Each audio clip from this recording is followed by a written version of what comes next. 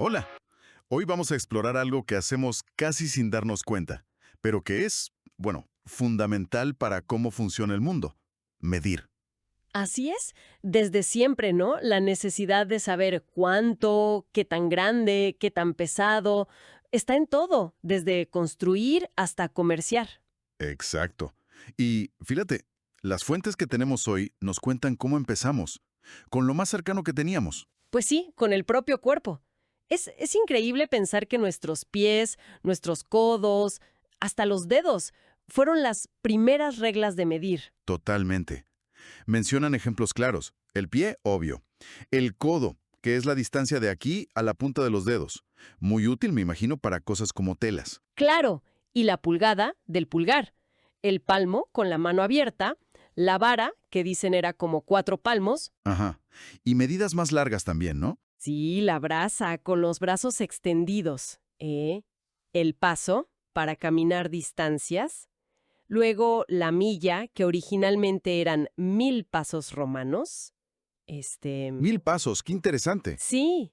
Y hasta la legua, que calculaban como en 20.000 pies. Suena muy ingenioso, la verdad. Pero como también señalan los textos, tenía un problema enorme. Uf, sí. La variabilidad. Mi pie no es igual al tuyo. Para nada. Y eso, pues, complicaba todo. Los cálculos, olvídate. Y ni hablar del comercio. Imagínate tratar de vender granos o terrenos y la medida cambiaba en cada pueblo. Un verdadero lío. Era un freno, la verdad. Un obstáculo real. Y aquí es donde la historia da un giro. Nos vamos a 1790. Plena Revolución Francesa. Un momento de buscar romper con lo viejo y construir algo más racional, ¿no? Exacto. Y en ese ambiente, la Asamblea Constituyente le pide a la Academia de Ciencias de París, bueno, les encarga una tarea bastante ambiciosa. Monumental, diría yo. Estudiar un nuevo sistema de unidades. Pero no cualquiera. No, no. Querían algo... A ver, las palabras clave eran fijo, uniforme y sencillo. Sobre todo uniforme.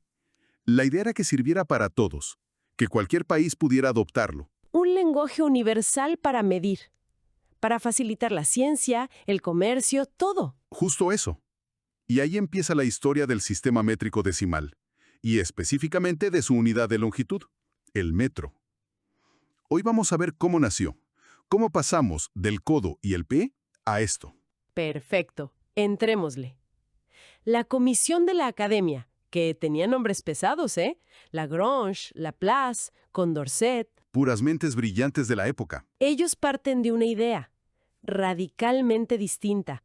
Proponen basar la unidad de longitud en algo, pues, en el planeta mismo. Fíjate qué cambio, de algo tan variable como el cuerpo humano a algo que percibían como eterno, universal, la Tierra. La idea era usar el tamaño de la Tierra, ¿no? Específicamente un meridiano. Exacto. Muy del espíritu ilustrado. Buscar la base en la naturaleza, no en decretos o costumbres. Imagínate el salto. Del pie del rey a una fracción del planeta. Pero no solo eso, le metieron otra cosa clave para que fuera sencillo. El sistema decimal. Eso, que todo fuera en múltiplos y submúltiplos de 10. Multiplicar o dividir por 10, 100, 1000. Adiós a las conversiones raras entre pulgadas, pies, yardas. Una maravilla de lógica. Nace el sistema métrico decimal. Muy bien. Pero ahora venía lo bueno. ¿Cómo medir eso? ¿Cómo mides un pedazo de la Tierra con esa precisión? Uf, pues esa fue la tarea titánica. Decidieron medir un arco específico del meridiano que pasa por París. Los puntos elegidos: Dunkerque, al norte de Francia. Y Barcelona, acá en España. Correcto.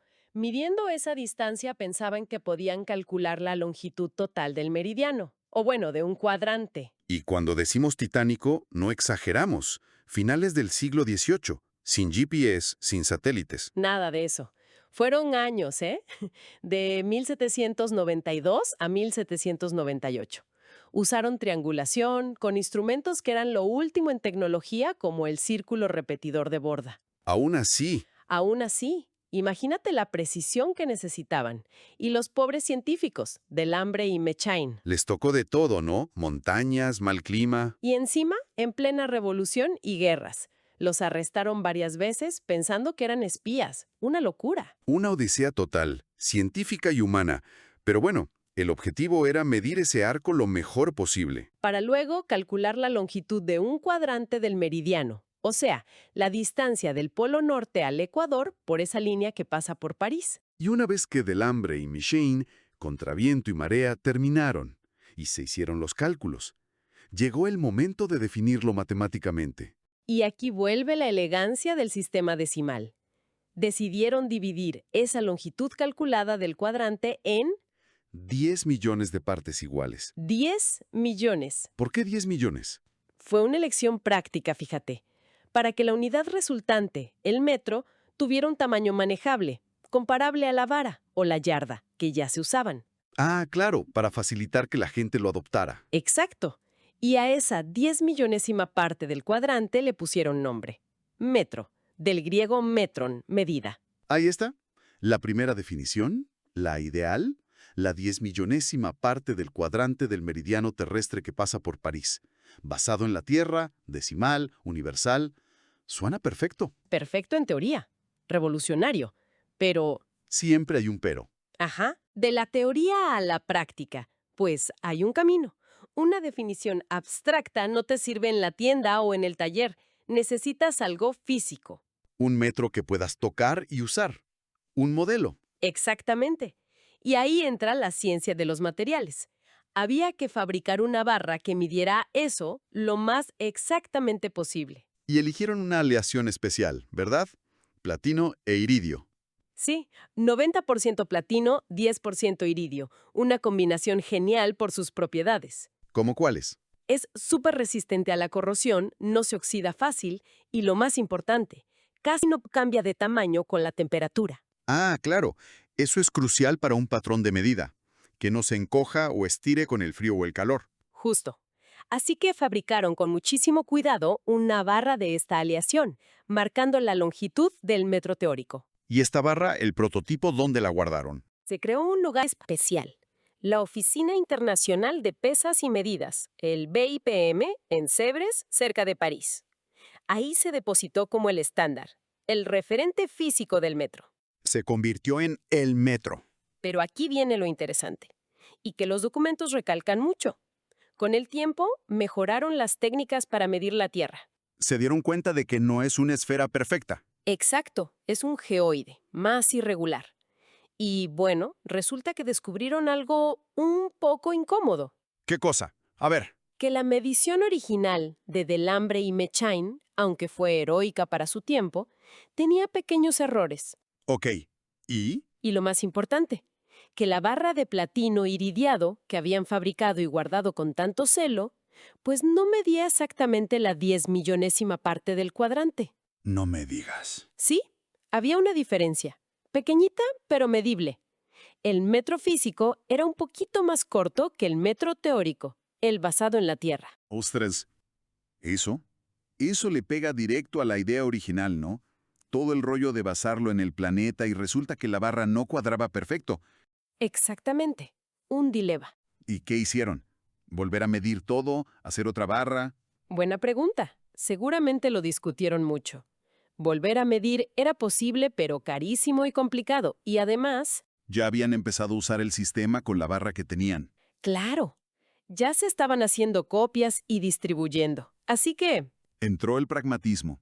la necesidad de tener algo estable, funcional, aunque no fuera 100% perfecto según la idea original. Precisamente. Tomaron una decisión clave. Aceptaron la diferencia y dijeron, bueno, esta barra que tenemos aquí, así como está, es, por definición, el metro patrón internacional. Ah, caray, invirtieron la lógica. Sí, ya no era la barra tratando de representar una fracción de la Tierra. Ahora la barra era la definición. El objeto definió la unidad. Vaya cambio de perspectiva. Un cambio necesario para poder seguir adelante.